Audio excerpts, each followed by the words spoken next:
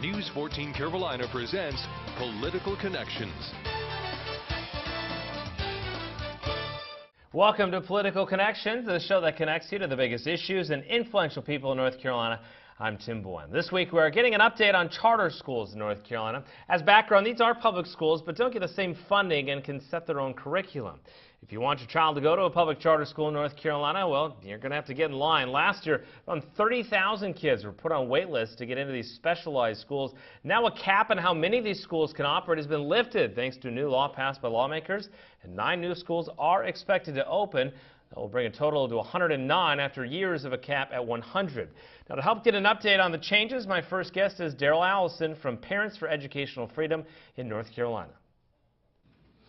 All right, Dale, first of all, thank you so much for stopping by as always. And I always want to give an opportunity because some viewers don't know. Tell us a little bit about your group first. Our organization, we believe in parental school choice. In North Carolina, we have fine traditional public schools, we have fine public charter schools, fine non-public schools, as well as homeschool. And so for us, wherever we find good quality schools in operation, we support that as a statewide organization.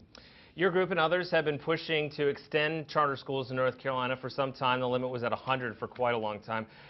Obviously the bill that passed, so tell us kind of where we are today, what's transpired since the allowing more than 100. Yeah, you know, it's a good time for us, and for me, Tim, for our organization, it's not necessarily what just passed, but how it got passed. And you know, we always like to make the point that, you know, we had 97% of the legislature support the charter bill, as well as the governor signing the bill.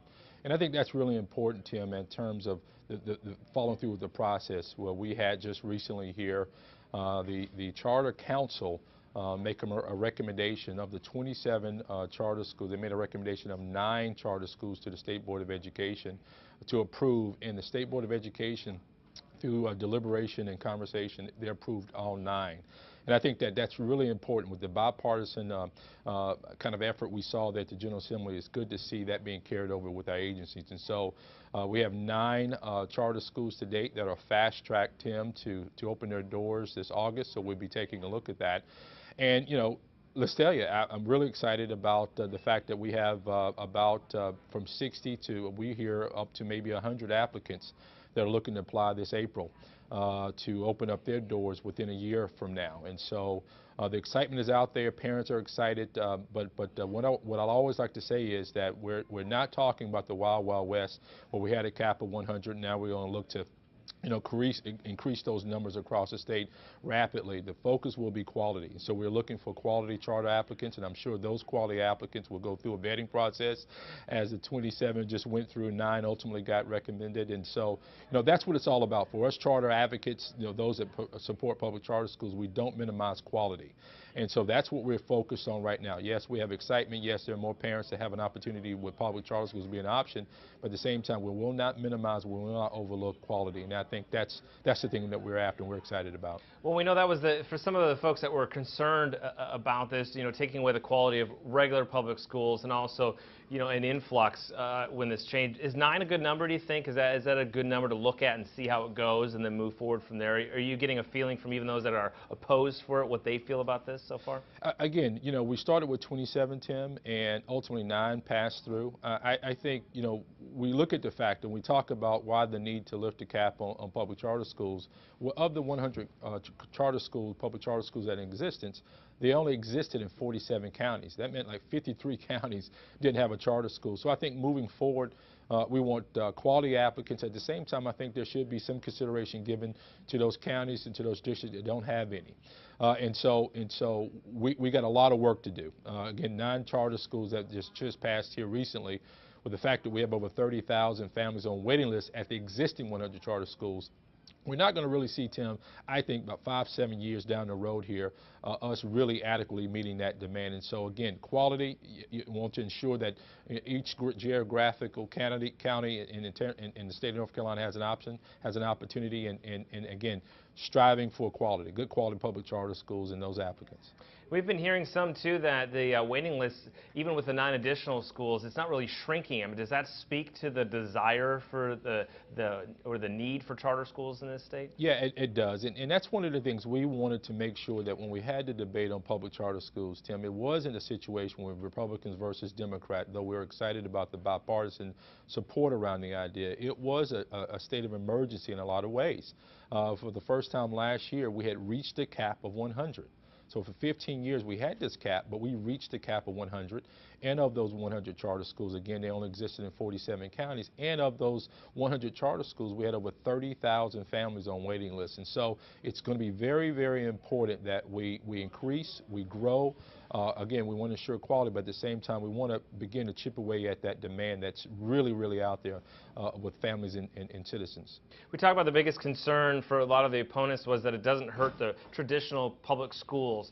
What do you hope as we move forward that we do to make sure that doesn't happen? Yeah, you know, I feel like for the last 15 years, unfortunately, you know, we've had two fists facing each other with our traditional public schools and our public charter schools. I'm hoping that with this bipartisan spirit that we saw in the General Assembly, the two agencies working together with the State Board of Education recommending all 9, I'm hoping that we can, you know, change the fist to a handshake and we first once and for all begin to work together and having best practices. And I always make the point that just because you're a public charter school doesn't make you superior, that we have a number of traditional public schools that are knocking out the box in terms of performance. And at the end of the day, what we want to do is maximize where we have successes and minimize where we don't have successes. And so that means, well, we need to shut down and remove public charter schools from being in existence. We should do that. And my hope is that the quality, regardless of what a family chooses, whether it be traditional public school or non-traditional school, that we will rally behind it and support that. Fast Track is fast track from April to August, essentially. A lot of these schools have a chance to get ready. What is the largest concern for these schools? Is it getting curriculum? Is it money? I mean, what is the difficulties that we see in the months ahead? It's all of the above. Finding a facility, finding a location. How do you begin to, you know, put a contract on a building until you get final approval from the State Board of Education that you have been, you know, approved, if you will. And so, you know, just because they've been granted a charter, there will be many benchmarks that be set in place that they have to report to the State Board of Education. And it's my hope, my desire is that they achieve all those and we begin to move forward in move forward in the sense that we have more public charter schools to meet the demand here in North Carolina.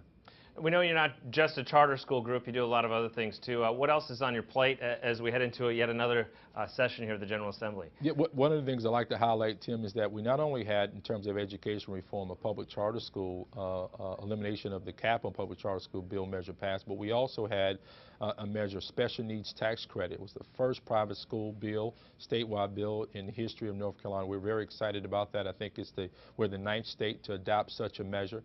And what that allowed, Tim, for those families with special needs children in the traditional public school, for whatever reason, their educational needs not being met, to be able to provide that family with a tax credit of up to $6,000 to be able to have to go to tuition, if need be, to a private school. We think that's very important when you look at the fact that we had over 200,000 families in the traditional public school that stand to benefit from that. And so we want to make sure that our families are well aware of what they need to do in terms of reporting and contacting Department of Revenue, because it really is a tax credit and a revenue issue. And so we want to make sure that they dot their I's and cross their T's. And then the other thing is, let's look at other special populations, special needs, maybe low income, rural, urban area children that are at risk, if you will. Let's look to open up the door and around the realm of tax credits to allow them also the ability to participate in such a measure. Okay, Darrell, thank you so much for your time. And obviously with the charter school, while the bill is passed and they're moving forward, there's still a little bit of the beginning process here. So we'd like to definitely have you back and update us in the future. Always a pleasure, Tim. Thank you.